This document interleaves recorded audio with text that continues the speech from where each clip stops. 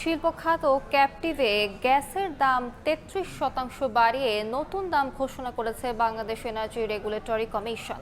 এতে শিল্পে ৩০ টাকা দামের প্রতি ঘনমিটার গ্যাসের দাম ১০ টাকা বেড়ে হলো ৪০ টাকা ও ক্যাপটিভে ৩১ টাকা ৭৫ পয়সা মূল্যের প্রতি ঘনমিটার গ্যাসের দাম বাড়িয়ে করা হলো ৪২ টাকা।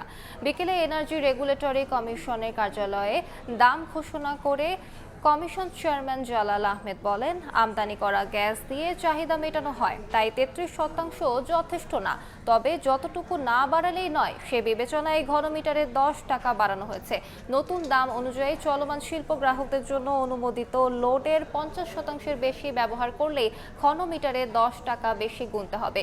নতুন গ্রাহকদের নতুন দামেই ব্যবহার করতে হবে, আর বিদ্যমান গ্রাহকদের অনুমোদিত লোডের অতিরিক্ত ব্যবহারে নতুন দাম কার্যকর হবে। এর আগে ২৬ ফেব্রুয়ারি গণশুনানির আয়োজন করে বিইআরসি।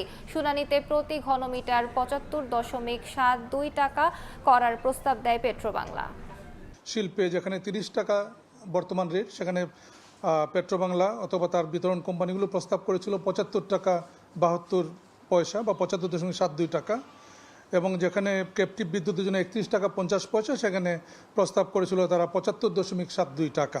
ক্যাপটিভ বিদ্যুৎ যেটা বর্তমানে ৩১ টাকা ৫০ পয়সা, এটি হবে ৪২ টাকা, এবং শিল্প খাতে যেটা বর্তমানে রয়েছে ৩০ টাকা, এটি হবে ৪০ টাকা।